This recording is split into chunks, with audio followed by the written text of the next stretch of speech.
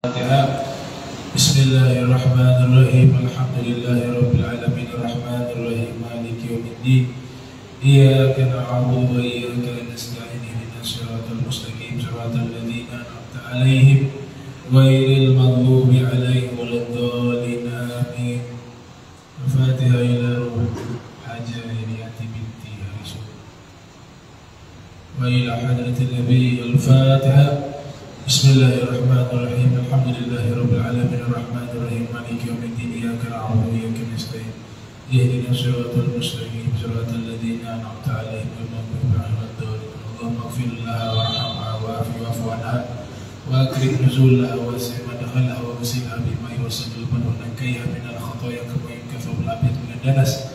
Allahumma abdilha daran khairan min dariha wa ahlan khairan min ahliha wa zawjan khairan min zawjiha waqiha min adzabil qabri wa min adzabil nar wa adkhilha al-jannata bighairi hisab. Wa sallallahu alaihi Muhammadin wa ala alihi wa sahbihi wa baraka sallam. Alhamdulillahi rabbil alamin. Assalamualaikum warahmatullahi wabarakatuh. Alhamdulillahilladzi a'anna bi ta'atihi wa hadana lil qiyam bi ibadatihi syaraha sudurana li tauhidihi wa ma'rifatihi wa syarrafa lana bi hubbi habibihi wa khairi khalqihi. Allahumma salli wa sallim wa barik ala sayyidina Muhammadin al-fatih lima ughliq wal khatim lima sabaq wan nasir al-haq bil haq والهادي إلى صراطك المستقيم وعلى آله وصحبه حق قدره ومقداره العظيم. أما بعد سبحانك لا علم لنا إلا ما علمتنا إنك أنت العليم الحكيم.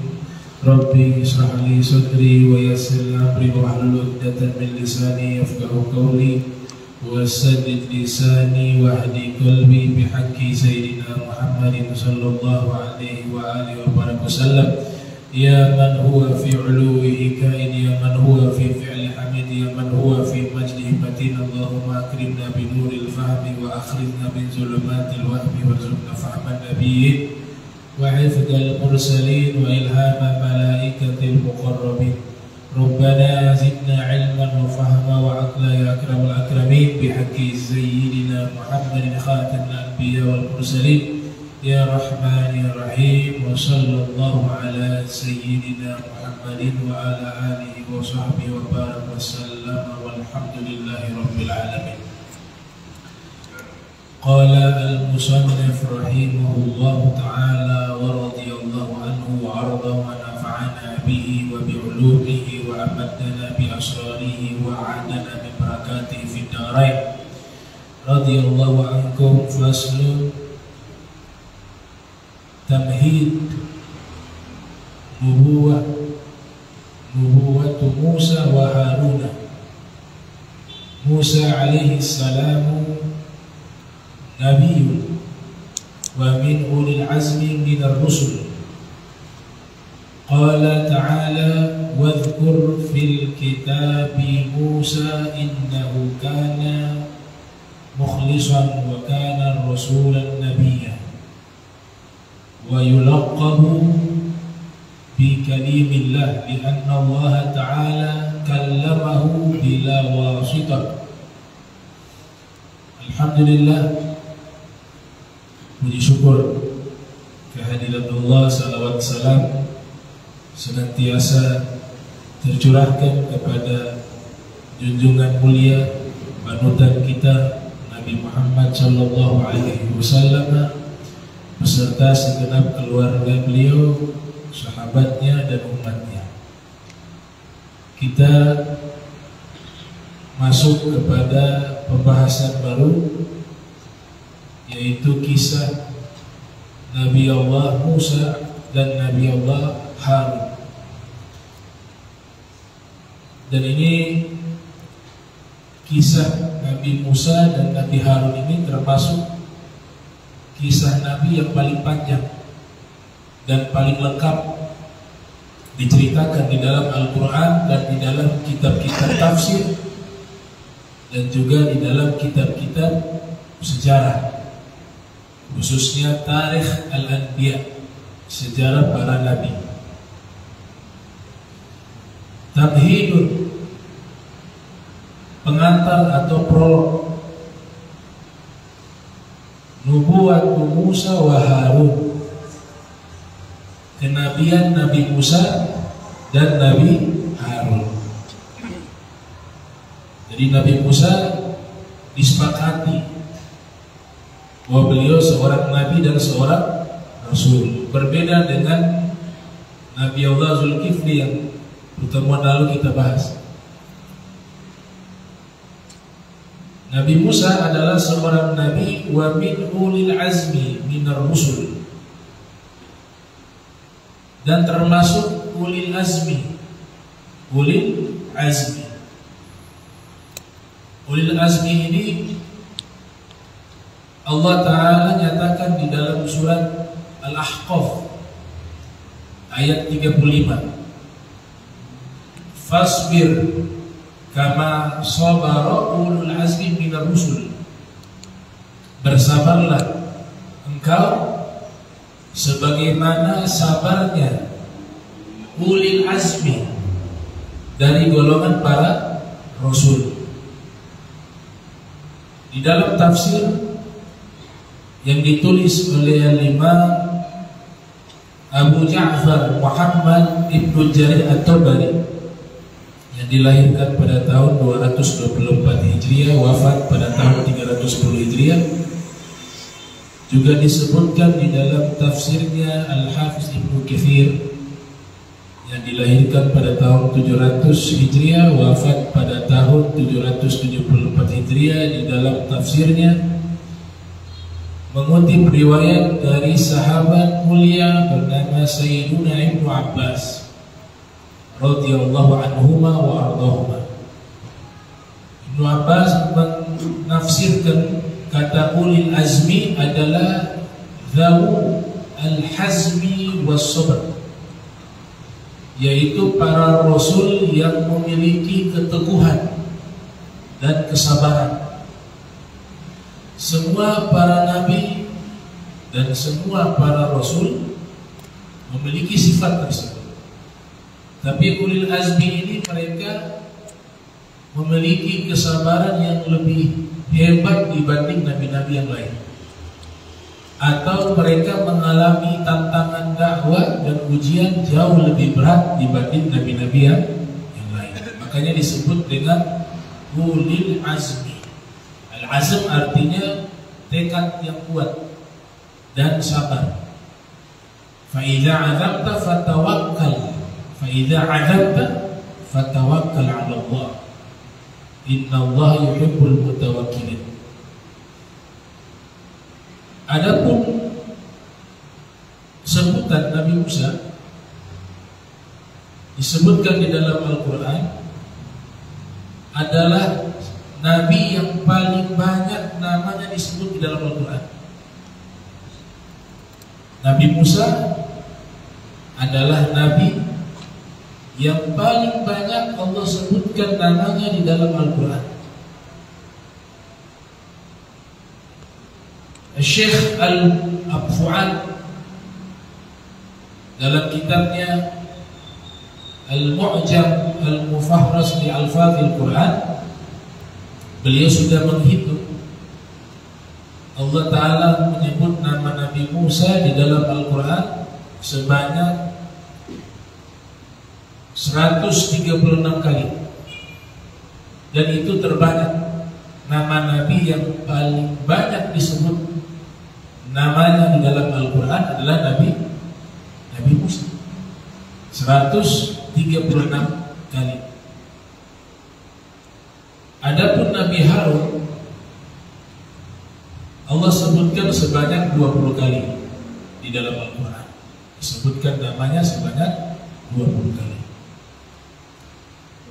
Nabi Musa masuk ke dalam firman yang disebut dengan ulil azmi minar rusul. Ar-rusul bentuk jamak dari rasul. Kalau rasul satu orang rasul. Kalau ar-rusul bentuk jamak taksir, artinya para rasul, banyak jumlahnya banyak. Ternyata ketika kita memperdalam kajian tentang ulul azmi minar rusul, itu terjadi khilaf. Ada yang memasukkan Nabi Hud juga termasuk. Ada juga ulama yang meriwayatkan Nabi Sulaiman, Nabi Daud juga termasuk ulul azmi. Artinya perkara ini perkara khilafiyah di kalangan para ahli tafsir Al-Quran dan para pakar sejarah Islam. Namun riwayat yang masyhur, riwayat yang paling populer, riwayat Imam Mujahid. Imam Mujahid menyebutkan ulul azmi itu ada 5. Kalau kita sebutkan sesuai dengan masanya, yang paling pertama Nabi Nuh. Ini disebutkan sesuai dengan masanya.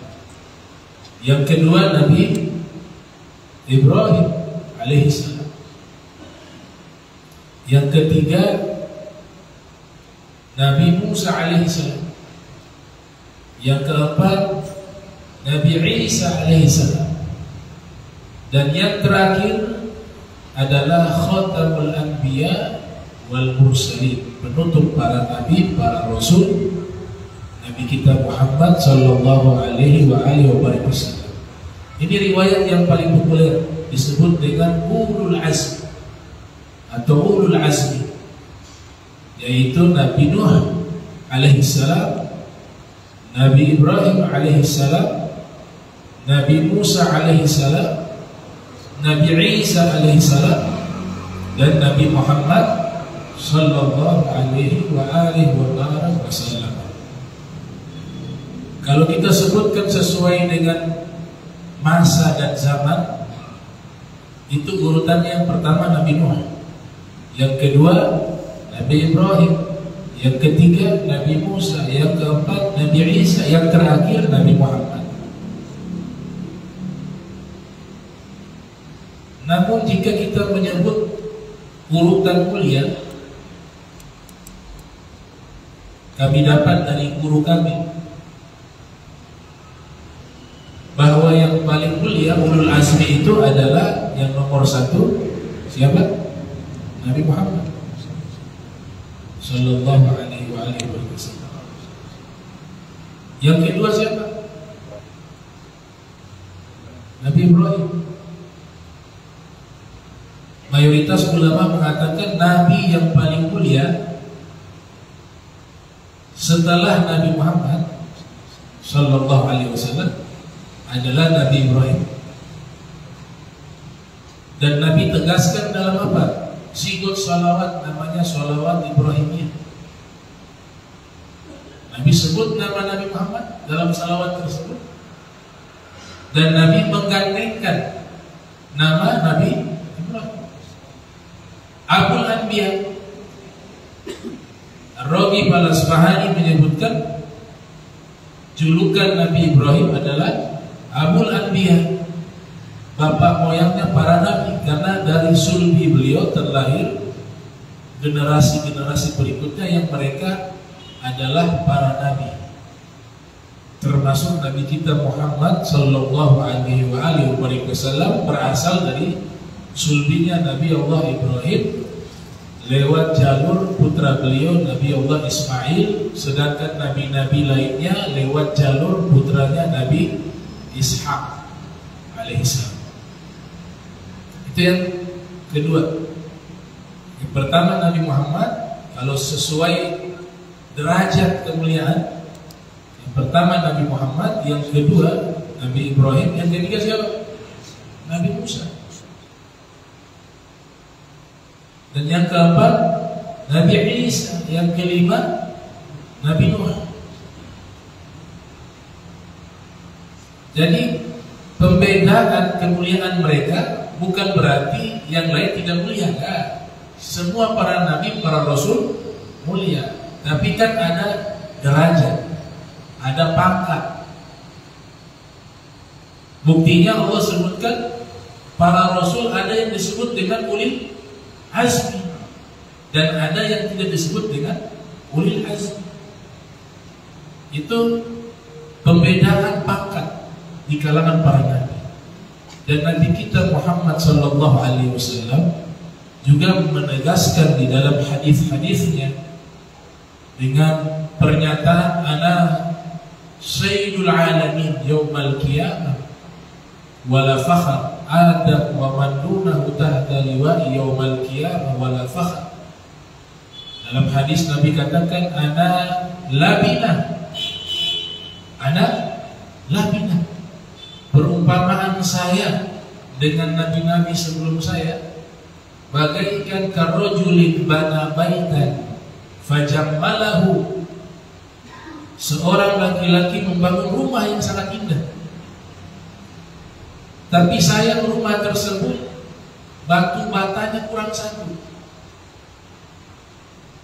Bisa dibayangkan rumah ini indah, seindah apapun itu rumah dan bangunan, kalau ada batu bata atau batu telanya kurang satu, nggak indah, kurang. Nabi katakan apa?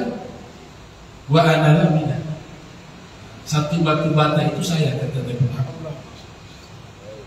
Adanya saya, baru para nabi semuanya bisa mendapatkan apa? Kemuliaan. Baru dikatakan sempurna kemuliaan mereka. Marra rajulun faqala ma ajmala hadzal bait law wudi'at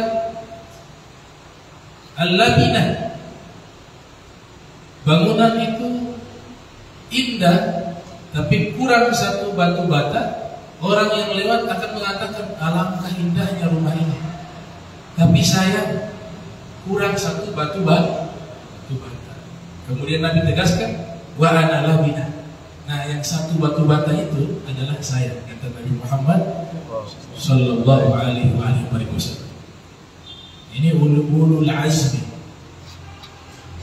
Jadi pemimpinnya adalah Rasulullah SAW, adalah Nabi kita Muhammad sallallahu alaihi wasallam. Ada satu fawaid dan ini sangat penting untuk kita pahami bersama, berkaitan dengan Nabi Musa di surat Toha.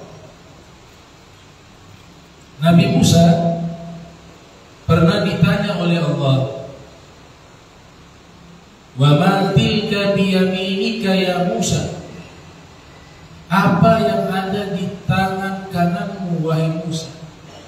Nabi Musa kalau berjalan selalu membawa tongkat.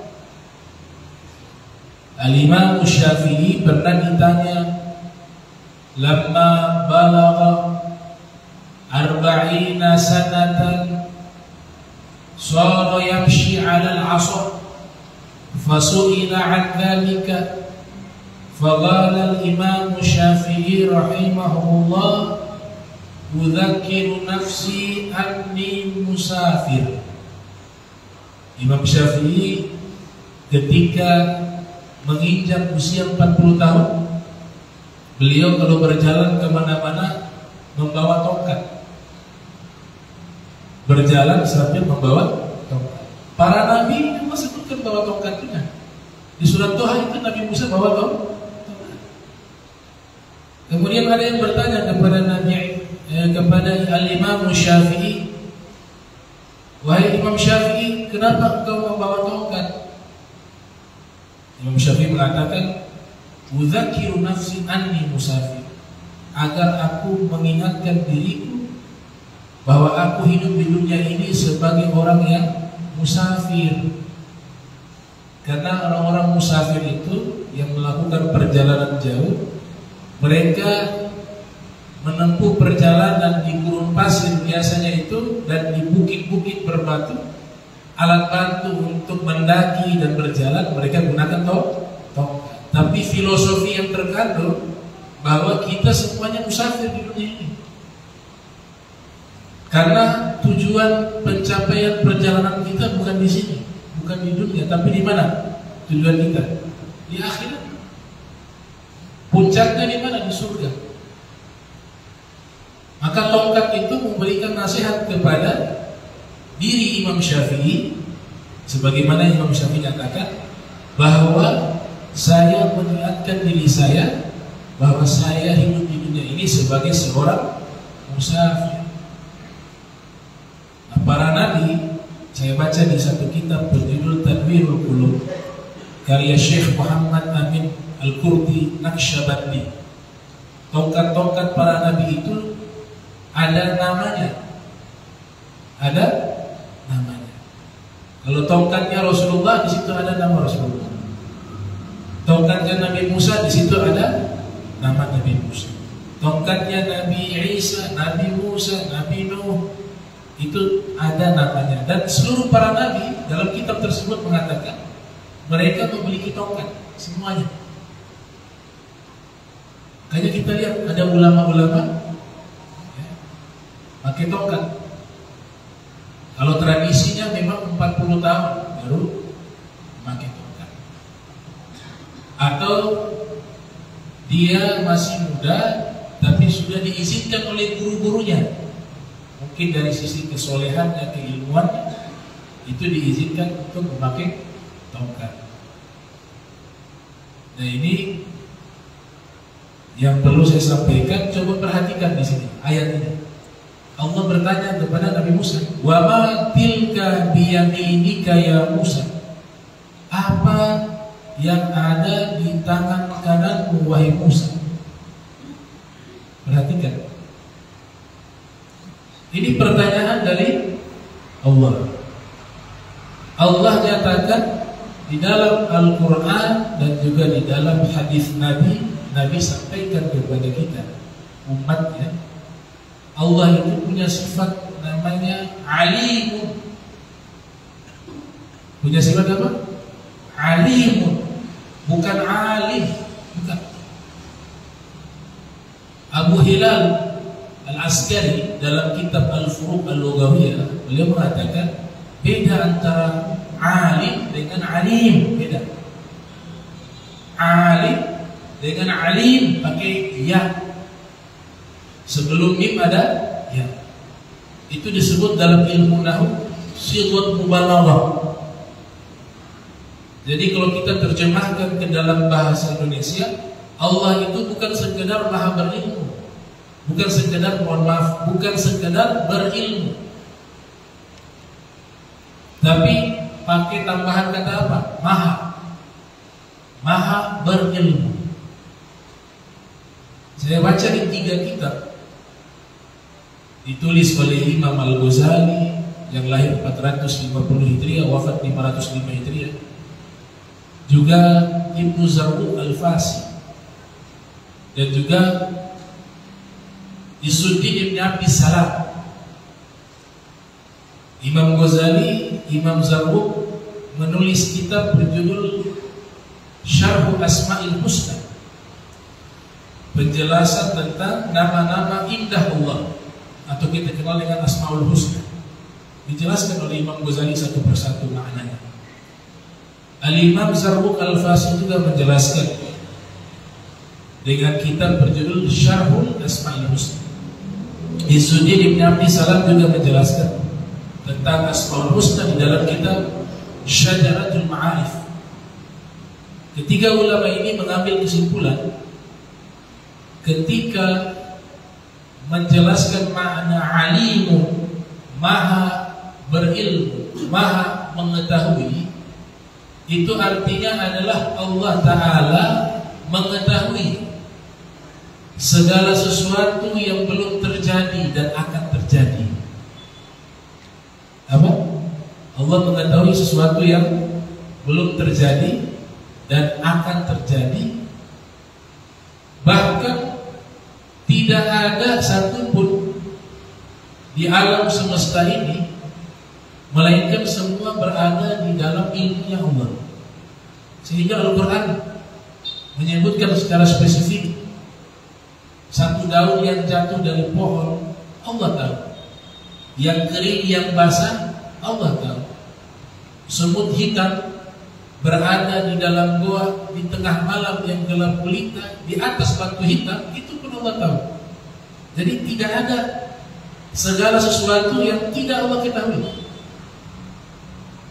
Itu yang dijelaskan oleh 3 imam tersebut. Maka kalimat bertanya tidak berlaku bagi Allah. Apa sih makna bertanya?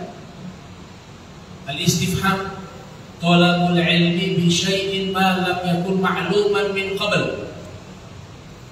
Yang makna bertanya itu adalah menuntut pengetahuan terhadap sesuatu yang sebelumnya belum diketahui. Itu definisi daripada apa? Al-istifham atau kalimat atau kata yang menunjukkan satu ungkapan pertanyaan. Orang yang bertanya pasti tidak tahu. Kita makhluk ketika bertanya, atau kita manusia ketika bertanya kepada seseorang, itu artinya kita tidak dan itu mustahil bagi Allah tidak tahu. Sehingga ulama mengatakan ketika di dalam Al-Quran ataupun di dalam hadis Nabi yang meriwayatkan Allah bertanya, jangan kita artikan secara hakiki, tapi kita artikan secara majazi.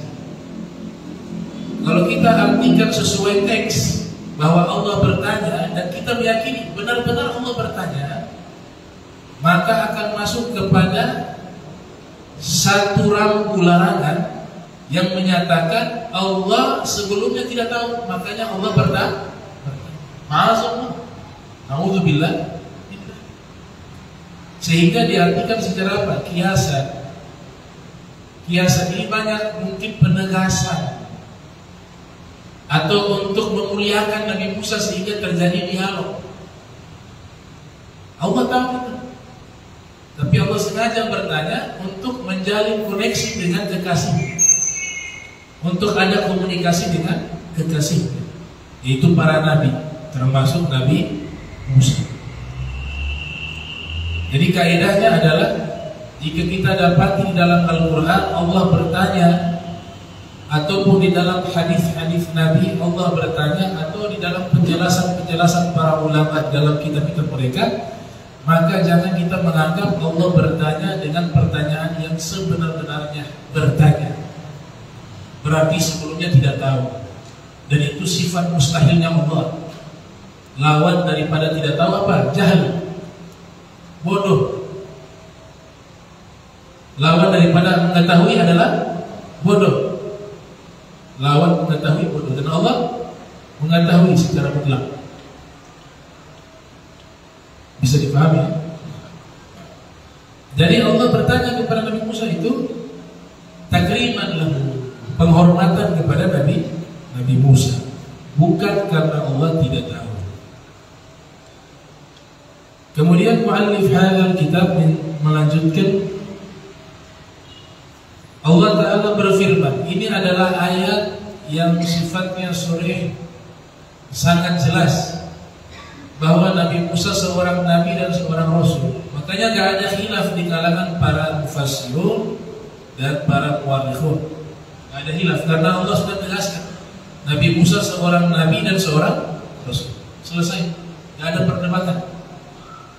Berbeda dengan Nabi Zulkifli, gak ada penyebutan penegasan bahwa beliau wadhkur fil kitabi Musa innahu kana mukhlisa wa kana rasulan nabiyya.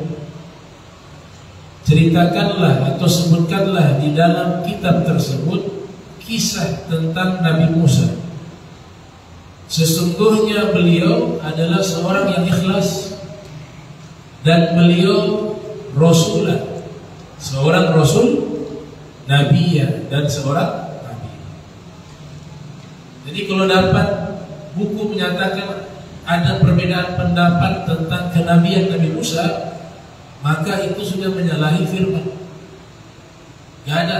Saya sudah buat penelitian, cari tahu apakah ada perbedaan pendapat. Sepakat semuanya, karena sudah ada ayat yang jelas. Wa yulaqabu bi kalimillah. Lianna Allah kallamahu bila wasitah.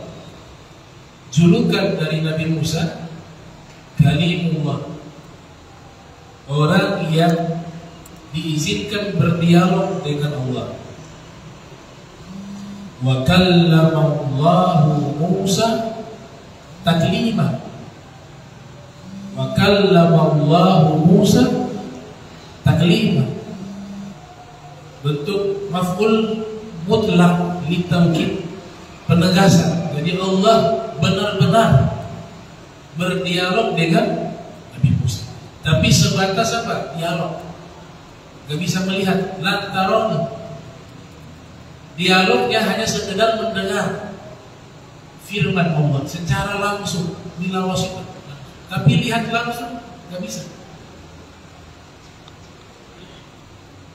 Namun Nabi kita Muhammad sallallahu alaihi wasallam, beliau bukan sekedar mendengar secara langsung firman-Nya Allah ketika Mi'rajnya beliau, tapi juga beliau melihat dengan matanya wujudnya Allah Subhanahu wa ta'ala. Itu perbedaan. Nabi Musa sebatas mendengar firman Allah. Itu juga Allah Ta'ala dengan kudrahnya men-setting telinga Nabi Musa secara khusus, sehingga Syekh Nawawi Al-Bantini di dalam kitab Nurul Salam ala Syarhil Aqidatil Awam menyebutkan Allah setting telinganya Nabi Musa ketika mendengar firman Allah secara langsung tanpa perantara, dengan mampu mendengar langkah semut sejauh 1 mil.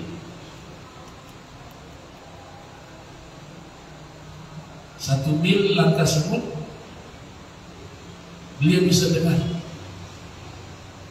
Setelah itu baru mampu menangkap firman Allah. Jadi luar biasa ya, maha besar Allah ya, maha besar, subhanallah. 1 mil langkah semut. Kita semut di hadapan kita sih belum pernah semua hidup dengar langkah semut. Tidak ada suaranya. Ada hewan-hewan yang memang diberikan kelebihan, dia mampu mendengar dengan pendengaran yang jauh. Seperti apa? Kelelawar, singa, dan beberapa hewan lainnya. Tapi tidak terjangkau pendengaran seperti yang Allah berikan kepada Nabi Musa, bisa mendengar langkah semut sejauh 1 mil.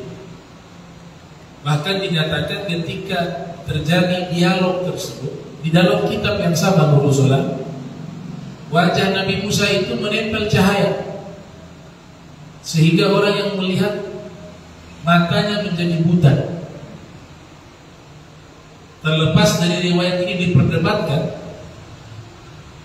tapi di dalam kitab Nurul Salam riwayat ini diceritakan untuk menunjukkan ketika seorang makhluk bertemu dengan Khalik yang maha besar, maka terjadi hal-hal yang menakjubkan, karena yang dia dialog dengan zat yang maha besar, Allah Subhanahu wa ta'ala. Telinganya berubah, wajahnya berubah. Jadi bukan Allah disuruh lepas sendal, engkau berada di lembah yang suci. Tapi Nabi kita SAW bertemu dengan Allah, Allah tidak perintahkan lepas sendal. Padahal bertemunya Nabi Muhammad bukan di dunia. Nabi Musa bertemunya dengan Allah itu di dunia, itu juga di Mesir. Kata Syekh Yaqut Al-Hamawi, Bukit Turi Sinai itu adanya di Mesir. Disitulah tempat Nabi Musa berdialog. Allah perintahkan, lepaskanlah kedua sendal, na'laika fakhla' na'laika, lepaskanlah kedua sendal. Baru terjadi dialog. Makanya di riwayat itu mengatakan selesai Nabi Musa berdialog dengan Allah, wajahnya bercahaya, telinganya bisa mendengar langkah semut 1 mil. Tidak lama setelah itu beliau wafat. Setelah hijrah dari Mesir menuju ke Baitul Maqdis, ke Palestina. Dan di akhir-akhir umurnya beliau menutup wajahnya dengan kain, karena bekas cahaya itu kalau dilihat bisa membutakan mata. Ini salah satu riwayat. Di dalam hikayat-hikayat itu, riwayat-riwayat semacam ini yang penting tidak bertentangan dengan akidah dan hukum syariat, maka ulama-ulama memberikan kelonggaran selama bukan riwayat-riwayat yang menjatuhkan derajat para nabi. Jadi jelas Nabi Musa seorang Rasul dan seorang Nabi. Dijuluki dengan Kalimullah, orang yang diizinkan berdialog dengan Allah Subhanahu wa ta'ala. Ya Musa, inni istafaituka 'alan nasi bi risalati wa bi kalami fakhudh ma ataituka wa kun minasy syakirin. Wahai Musa, sesungguhnya kami telah memilihmu dari seluruh manusia dengan risalahku dan firmanku, maka ambillah apa yang aku berikan padamu dan jadilah engkau termasuk orang-orang yang bersyukur. Firman di dalam Al-Quran. Wa Harun alaihissalam akhu Musa bin nasab. Adapun Nabi Harun, dia adalah saudaranya Musa. Nabi Harun saudaranya Nabi Musa dari sisi nasab. Arsalahullahu abda wa mu'ina li Musa. Allah mengutus Nabi Harun sebagai pembela dan penolong Nabi Musa. Hina arad an yab'athahu ila fir'auna litablighihi risalatallahi. Ketika Nabi Musa ingin, atau Allah menghendaki Nabi Musa untuk bertemu dengan Fir'aun, menyampaikan risalah Allah. Wa kana dzalika bi da'watin da'a biha Musa rabbahu. Jadi disebutkan Nabi Musa, beliau berbicara tidak fasih seperti Nabi Harun. Ini juga nanti kita akan bahas tuh. Kok masa seorang nabi bicara tidak fasih? Jadi pembahasan ilmiah. Tapi kita ambil data umum, ya. Data umum yang biasa tertulis di kitab. Nabi Musa itu ketika menyampaikan dakwah tidak fasih seperti fasihnya Nabi Harun. Nabi Harun ini sebelumnya bukan seorang nabi. Jadi ada seorang kiai mengatakan ada nabi yang sifatnya nabi proposal. Diajukan dulu kepada Allah, ya Allah tolong angkat dia sebagai nabi, Allah terima jadi nabi. Ada yang memang dari awal Allah sudah pilih dia seorang.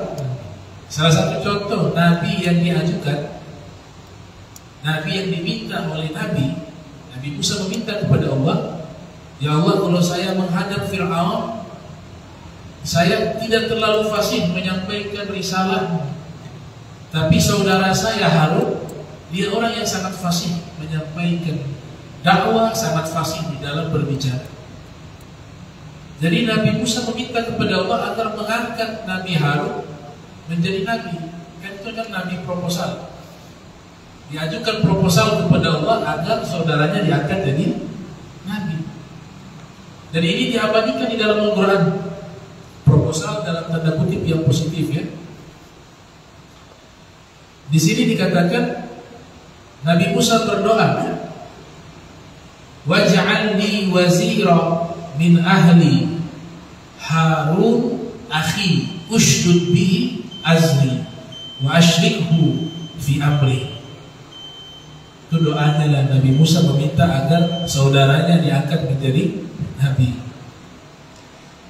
Dan jadikanlah permintaan Nabi Musa kepada Allah bukan perintah, permohonan. Kalau perintah atasan ke bawah. Jadi kalau kita menggunakan kata perintah dalam doa, itu bukan kata perintah tapi permohonan. Karena kita yang di bawah gak bisa memerintahkan Allah. sehingga disebut dengan doa at-thalab, permohonan. Ya Allah, jadikanlah bagiku wazira, seorang penolong, seorang menteri, seorang pembela, min ahli, dari keluargaku, Harun, saudaraku Harun, akhi ushdud bihi azri, agar dia menguatkan punggungku, maksudnya membantu beliau di dalam dakwah. Wa asyrikhu fi amri, wa asyrikhu fi amri, dan dia terlibat ikut serta di dalam urusan. Fastajaballahu li Musa wa wahaba lahu Haruna wa atahu nubuwwah rahmatan minhu. Maka Allah mengijabah doa Nabi Musa, dan Allah anugerahkan kepada Nabi Musa saudaranya Nabi Harun dilantik menjadi nabi. Jadi diajukan dulu tuh lewat doa agar jadi nabi. Wa atahu nubuwwah rahmatan minhu, dan Allah berikan kenabian itu kepada Nabi Harun sebagai kasih sayang kepada Nabi Musa. Wa wahabna lahu min rahmatina akhahu Harun nabiyya, dan kami anugerahkan kepada Nabi Musa min rahmatina, dari rahmat kami, kasih sayang kami, akhahu Haruna, saudaranya Harun dilantik menjadi seorang nabi. Jadi ada pelantikan para nabi, pelantikan para nabi ya.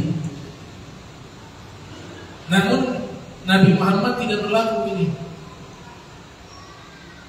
Seandainya Nabi Muhammad meminta diangkat seorang nabi setelah Nabi Muhammad, maka itu tidak mungkin terjadi. Kenapa? Ya karena Nabi Muhammad khatamul anbiya wal mursalin, penutup para nabi, para rasul. Tapi Nabi Isa masih hidup. Bagaimana? Masih ada nabi terakhir masih hidup? Enggak. Wahyu sudah terputus. Rasulullah meninggal, tidak ada wahyu lagi. Termasuk Nabi Isa tidak dapat wahyu lagi. Dan mereka wajib tunduk dan mengikuti syariat Nabi Muhammad. Jadi bukan Nabi penutup yang dimaksud di situ, Nabi yang masih hidup. Tidak. Penutup di sini wahyu terputus, syariat hukum para nabi sudah terhapus dengan hukum Nabi Muhammad. Liyudhhirahu 'ala ad-din kulli, dia menghapus seluruh agama-agama sebelumnya. Insyaallah kita akan lanjutkan biografi dan kisah Nabi Musa dan Nabi Harun di pertemuan berikut. Bismillahirrahmanirrahim. Alhamdulillahirabbil alamin. Allahumma shalli wa sallim ala sayyidina Muhammadin wa sayyidina Muhammad. Allahumma jam'ana hadha jam'an marhuma wa tafarraqna ba'da tafarraqa ma'suma wa la tajmina wa la minna shakira mahruma. Subhanaka bihamdika asyhadu an la ilaha illa anta astaghfiruka wa atubu ilaihi. Sallallahu ala sayyidina Muhammadin wa ala alihi wa sahbihi wa sallam. Wassalamualaikum warahmatullahi wabarakatuh.